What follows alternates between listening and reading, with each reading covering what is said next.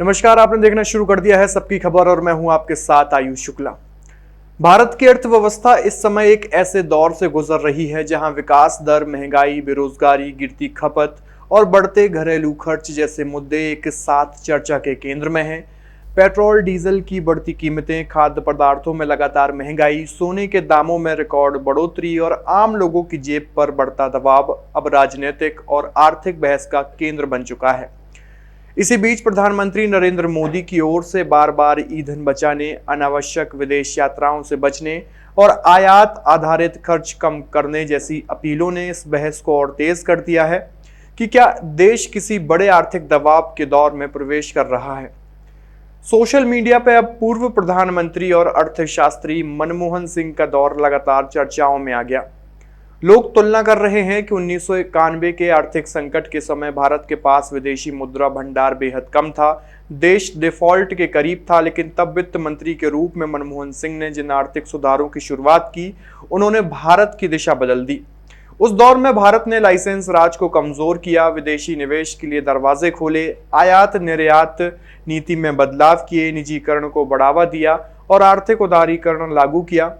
इन फैसलों ने भारतीय अर्थव्यवस्था को बंद व्यवस्था से निकालकर वैश्विक बाजार से जोड़ा। 1991 के आर्थिक सुधारों को आज भी भारत के सबसे बड़े आर्थिक टर्निंग पॉइंट के रूप में देखा जाता है। उस समय सरकार ने रुपए का अवमूल्यन किया, उद्योगों पर सरकारी नियंत्रण कम किया, टैक्स ढांचे में बदलाव किए और निजी क्षेत्र को विस्तार का मौका दिया। यही कारण था कि आने वाले वर्षों में भारत आईटी, सेवा क्षेत्र और विदेशी निवेश के बड़े केंद्र के रूप में उभरा। आर्थिक विशेषज्ञ मानते हैं कि अगर उस समय कठोर फैसले नहीं लिए जाते तो भारत लंबे समय तक आर्थिक संकट में फंसा रहता। मनमोहन सिंह के कार्यकाल की सबसे बड़ी विशेषता यह मानी जाती है कि उन्होंने आर्थिक विकास और संस्थागत स्थिरता दोनों पर ध्यान दिया। उनके दौर में बैंकिंग सिस्टम को मजबूत किया गया, रिजर्व बैंक को अपेक्षाकृत स्वतंत्र भूमिका मिली और आर्थिक निर्णयों के विशेषज्ञों की भागीदारी बढ़ी। यूपीए सरकार के शुरुआती वर्षों में भारत ने तेज आर्थिक विकास दर दर्ज की, विदेशी निवेश बढ़ा और मध्यम वर्ग का विस्तार हुआ। हालांकि बाद के वर्षों में भ्रष्टाचार और वैश्विक मंदी जैसी चुनौतियों ने सरकार का उसने सामना किया। अब सवाल यह उठ रहा है कि मौजूदा परिस्थितियों में भारत को क्या करना चाहिए। अर्थशास्त्रियों का मानना है कि केवल अपीलों से अर्थव्यवस्था नहीं संभलती, बल्कि इसके लिए व्यापक आर्थिक रणनीति की जरूरत होती है।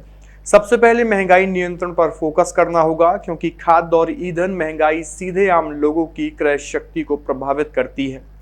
यदि लोगों की जेब में पैसा नहीं बचेगा तो बाजार में मांग घटेगी और उद्योगों पर भी असर पड़ेगा।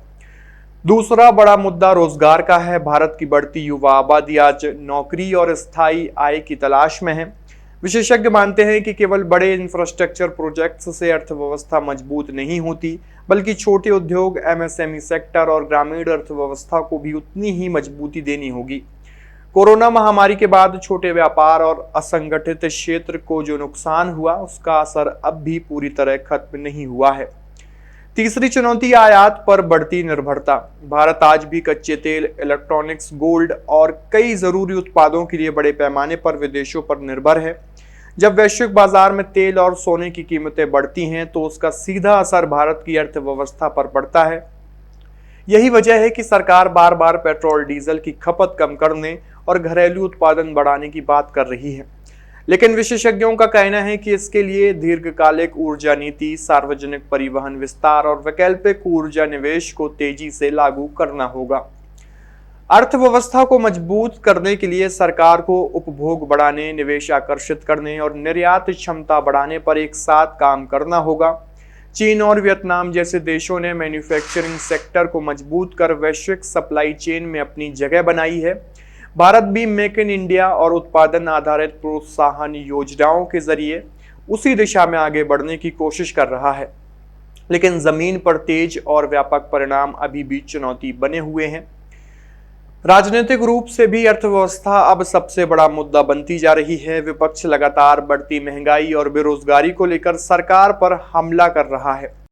मोदी जी ने अच्छे दिन लाने का वादा किया था 2014 में।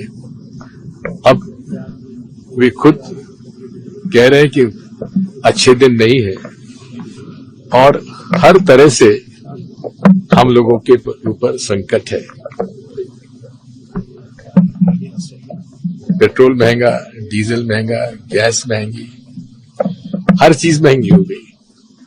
और अब तो पहले तो कहते कि कांग्रेस के लोग मंगलसूत्र चुरा के ले जाएंगे, अब तो उन्होंने कह दिया तो ना तुम सोना खरीदो, ना विदेश जाओ, ना ये करो ना वो करो, तेल कम खाओ, तली हुई चीजें कम खाओ। ये भारत में जो विकसित भारत की बात वो करते थे, आज पूरे तरीके से भारत की जो अर्थव्यवस्था है बिगड़ती जा रही है। कहते थे कि रुपया की कीमत गिर रही है, मैं उसको रोकूंगा, लेकिन जितनी हमारे रुपए की कीमत में गिरावट आई है इतिहास में कभी नहीं आई है। बेरोजगारी मिटी नहीं है, महंगाई बढ़ती चली जा रही है, गरीब गरीब होता जा रहा है और कुछ चंद लोग अमीर से अमीर होते जा रहे हैं। जबकि सरकार दावा कर रही है कि भारत दुनिया के सबसे बड़ी तेजी से बढ़ती अर्थव्यवस्थाओं में शामिल है, लेकिन आम जनता के लिए सबसे बड़ा सवाल यही है कि क्या उसकी आमदनी महंगाई की रफ्तार के साथ बढ़ रही है या नहीं। आज सोशल मीडिया पर मनमोहन सिंह की आर्थिक नीतियों की चर्चा केवल नॉस्टैल्जिया नहीं बल्कि वर्तमान आर्थिक चिंता का संकेत भी है। लोग यह समझने की कोशिश कर रहे हैं कि संकट के समय मजबूत आर्थिक फैसले कैसे लिए जाते हैं और सरकारें जनता का भरोसा कैसे बनाए रखती हैं। आने वाले समय में भारत की अर्थव्यवस्था किस दिशा में जाएगी, यह इस बात पर निर्भर करेगा कि सरकार महंगाई, रोजगार, निवेश और घरेलू उत्पादन जैसे मुद्दों पर कितनी तेजी और संतुलन के साथ काम करती है। आपकी इस पूरी खबर को लेकर क्या राय है, कमेंट बॉक्स में अपनी प्रतिक्रिया जरूर दीजिए और देखते रहिए सबकी खबर। शुक्रिया।